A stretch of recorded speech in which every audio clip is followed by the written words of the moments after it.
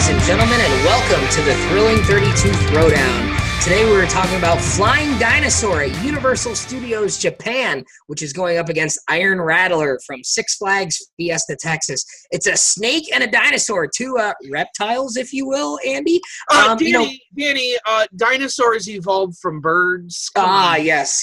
Let's not forget that. So a raptor, if you will, maybe the closest to raptor that we could actually get here. Especially a flying dinosaur, right? Yeah. With the pterodactyl theme here. So, this is very interesting. Flying Dinosaur making its first ever appearance in the Thrilling 32. Let's just, review these coasters here quick like we have here on these Thrilling 32 Throwdowns. Flying Dinosaur, a 2016 ride from B&M out there at Universal Studios Japan. Never been in the Thrilling 32. Just recently started getting a valid ranking in its first appearance, obviously, in the Thrilling 32 this year. The first year we've had any Japanese coasters in the Thrilling 32 this year. Iron Rattler, on the other hand, very seasoned, a very good history. Opened in 2013, obviously RMC creation, ranked as high as number 3 at 1 year, and its lowest rank is number 11. So a very good pedigree, very good history here for Iron Rattler. 7-5 all time in Thrilling 32 matchups. So Andy, what are your thoughts here? You've kind of been the master at finding comparisons between two rides that are very dissimilar. And this, at the start, looks like two more rides that are very unique in their own right and are very, very different.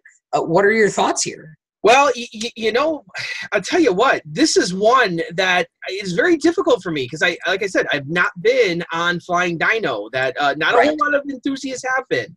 But looking at point of views, like I said, it broke the mold for what flying coasters should do or could do. You look at all the previous flying coaster models out there. You look at things like Superman with the pretzel loops and the swooping turns. They're followed up by like things like Tatsu and Manta, having generally the same feel to them. Flying Dino blows that all up. Flying Dino is almost like an out and back flying coaster, which I think sounds outstanding and sounds amazing. Some of the elements though on Flying Dino are very similar maybe to Iron Rattler with the way it inverts.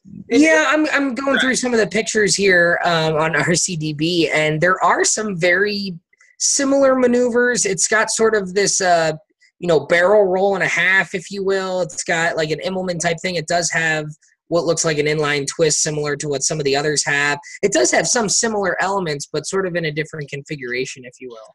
And Iron Rattler, my friends down at Texas Thrill Seekers, they love Iron Rattler. I love Iron Rattler. We all love Iron Rattler. Iron Rattler has been one of my favorite RMCs ever since I wrote it, way back in, what was it, like 2013 probably, in its first season I probably wrote it. I think it was 2013. I think I got down there in its first season, not its second season. Mm-hmm. I won't swear to that, though. But I've been an Iron Rattler fan for the longest. I'm not a huge New Texas Giant fan, though. So, I don't like what that ride does. I love what Iron Rattler does. And that's a perennial favorite here in the Thrilling 32. Never won. I'm not saying that, it's a winning caliber ride, but it's one that traditionally has done well, so very well. It's done better than a lot of the RMCs in the past. And I think it's because it's short, it's sweet, it packs a punch, it does what it's supposed to do.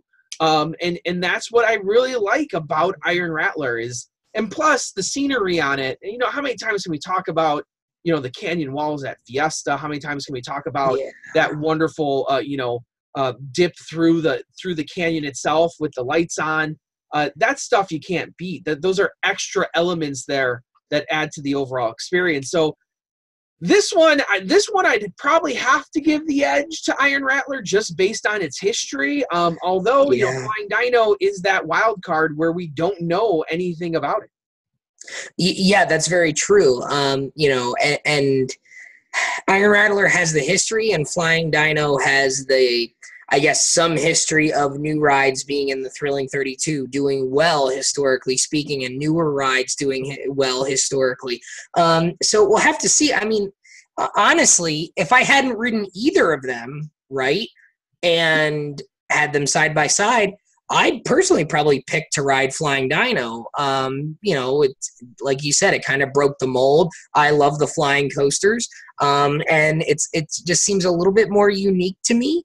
But at the same time, that's not what we're going off of. We're going off of where the collective voters for the Ride Warrior Choice Awards voted. And for me personally, Iron Rattler's still in my top 10. So, and it's not far outside my top 10 either. So for me to say that Flying Dino would be better than Iron Rattler, that means it's a top 10 ride. I don't know if I'd be willing to go that far. Mm-hmm. I'd probably say it's probably a top 20 ride for me, but I don't know if I'd be willing to say it's a top 10 ride. Now, obviously, once you get on it, all bets are off the table. But it would be interesting to see for sure. I think this is one of the more intriguing matchups that we have here in the first round. Yeah, I would definitely say so. There's and they both seem to have very nice locations too. I mean, Iron Rattler is the natural location, but Flying Dinosaur has some of that Jurassic Park theming as well that kind of goes along with it. So definitely a lot of things to consider when you're trying to pick this one. So as always, I'm Andy Robarchuk from Chicago, Illinois. I'm Danny Miller from Binghamton, New York. And Ride On, Ride Warriors.